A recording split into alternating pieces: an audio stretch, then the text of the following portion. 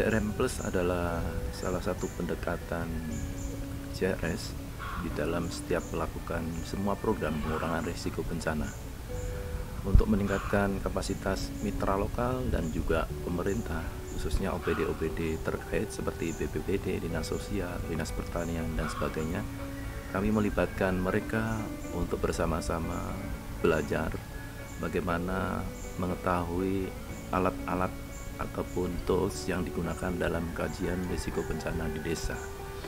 Dalam kegiatan tersebut, mereka akan belajar beberapa tool seperti kalender musim, kemudian bagaimana mereka menggali dengan tools profil sejarah kebencanaan di desa, kemudian juga mereka akan belajar bagaimana melakukan pemetaan responden dan juga pilihan komunikasi di masyarakat. Karena dengan mengetahui pemangku kepentingan yang baik ada di dalam desa maupun di luar desa, itu akan memudahkan kita dalam melibatkan mereka di dalam kegiatan pengurangan risiko bencana. Tools atau alat lain yaitu bagaimana kita bisa melakukan pemetaan bahaya di desa tersebut. Dengan mengetahui ancaman-ancaman bahaya yang ada di desa, memudahkan kita untuk bisa mendeteksi ataupun mengidentifikasi seberapa dampak yang akan didapat bila bencana terjadi. Demikian pula kita bisa mengidentifikasi berapa dampak terhadap jiwa dan sebagainya. Selain itu, kegiatan ataupun tools yang digunakan adalah melakukan mencari solusi berbasis ataupun berpusat pada masyarakat. Dengan mengetahui ancaman yang ada, kemudian kita mencari akar masalah penyebab dari ancaman tersebut, kemudian kita mencari solusi-solusi yang berpusat pada masyarakat. Nah, solusi inilah yang menjadi kegiatan ke depan untuk menanggulangi ancaman yang ada di desa. Tidak kalah penting adalah bagaimana mereka juga harus menyusun rencana monitoring dan evaluasi dengan rencana aksi ataupun rencana mitigasi yang akan dilakukan. Selain itu, yang menjadi penting juga bagaimana mereka mempunyai menyusun peringatan dini dan juga rencana evakuasi yang akan dilakukan di desa.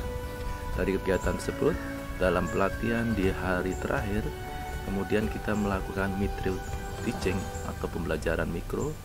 Kita ingin melihat apakah peserta sudah bisa melakukan memfasilitasi kegiatan itu di desa.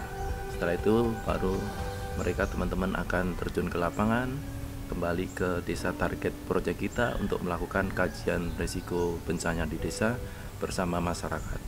Ada 3 prinsip di dalam CLDRM. Yang pertama yaitu bagaimana kita melibatkan semua pemangku kepentingan yang ada di desa terutama, kemudian juga di kabupaten.